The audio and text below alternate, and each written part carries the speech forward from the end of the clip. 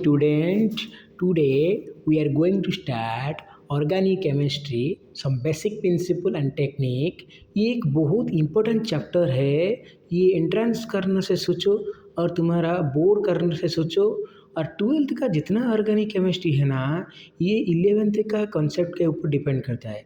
तो तुम इलेवेंथ का कॉन्सेप्ट को अच्छे से समझ जाओगे तो सुपरमैन बन जाओगे ऑर्गेनिक केमिस्ट्री में।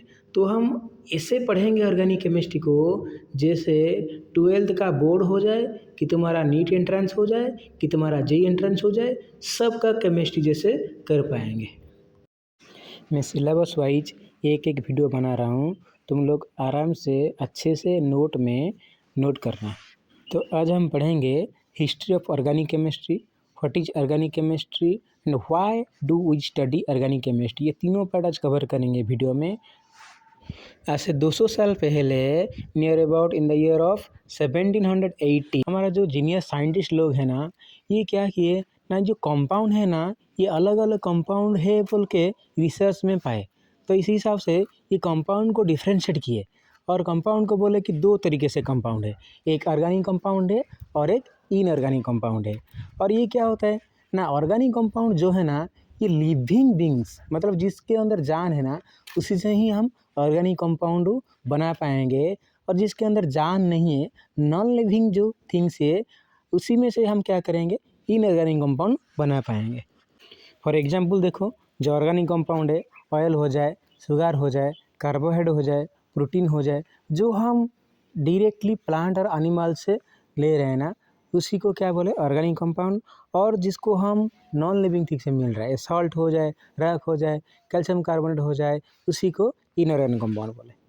और ये जो डिस्टिंक्शन आइडिया, ये पहले जॉन जैकब बर्जेलियस 1880 में ये लेके आए थे। और ये वाइटल फोर्स थ्योरी नाम के एक थ्योरी दिए, और जिसको बोले कि जिसके अंदर लाइफ पॉसिबल है, जिसके अंदर लाइफ एग्जिस्टेंस करते हैं, उसको मिस्टीरियस फोर्स होते हैं, वही रिस्पॉन्सिबल होते हैं ऑर्गेनिक कंपाउंड के लिए। मतलब जिसके अंदर जान है, वहाँ पे हम ऑर्गेनिक कंपाउंड डिराइव कर पाएंगे, और नॉन लिविंग थिंग्स से हम ऑर्गेनिक कंपाउंड को बना नहीं पाएंगे। तो ये जो बर्जेलियस जो साइंटिस्ट है ना, उसके कॉन्सेप्ट को अदर साइंटिस्ट एक्सेप्ट किए एंड सजेस्टेड किए कि हम ऑर्गेनिक केमिस्ट्री को एक सेपरेट ब्रांच में पढ़ेंगे। और ये एक न्यू ब्रांच इंट्रोड्यूस किए, जिसका नाम दिए organic chemistry. In 1828, Friedrich Wohler, a German chemist, prepare urea as the first organic compound. मतलब क्या है, मतलब यूरिया एक ऑर्गेनिक कंपाउंड जो लेबोरेटरी में प्रिपेयर किए फ्रॉम इनऑर्गेनिक कंपाउंड। मतलब ये जो बर्जेलियस का वाइटल फोर्स थ्योरी था ना, उसको ब्रेक कर लिए, उसको गलत प्रूव कर दिए कि इनऑर्गेनिक कंपाउंड से भी हम ऑर्गेनिक कंपाउंड बना पाएंगे। ये हुलर सर ने लेबोरेटरी में अमोनियम क्लोराइड के साथ पोटासियम सियानेट को रिएक्शन किए, और जब पोटासियम सियानेट को अमोनियम क्लोराइड के साथ रिएक्शन किए, अमोनियम सियानेट मिला, ये एक इनऑर्गेनिक कंपाउंड है।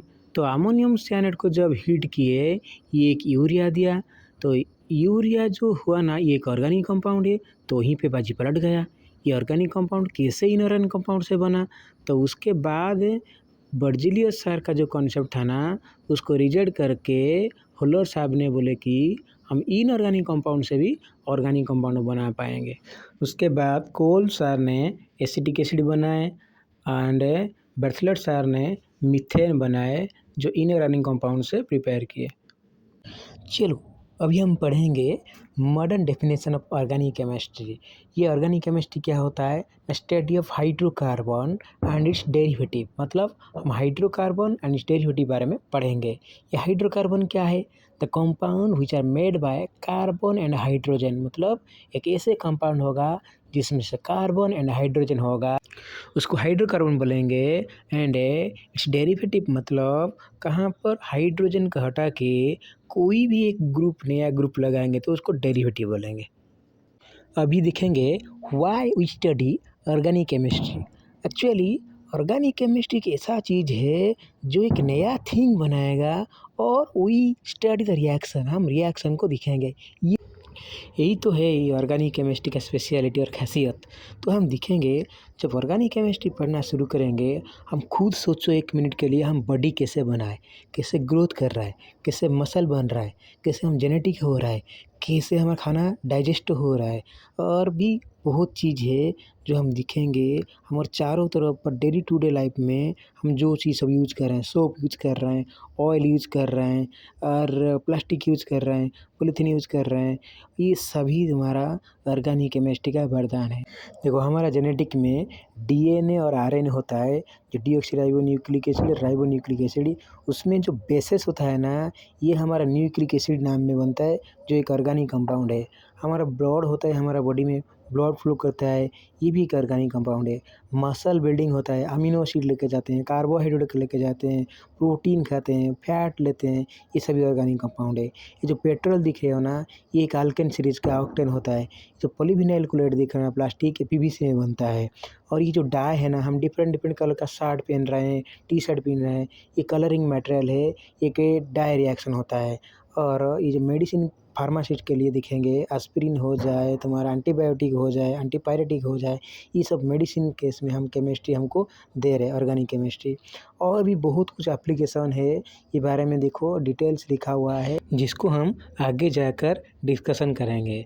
तो हम कल नेक्स्ट क्लास में हम पढ़ेंगे ये नोमेनक्लेचर क्लासिफिकेशन।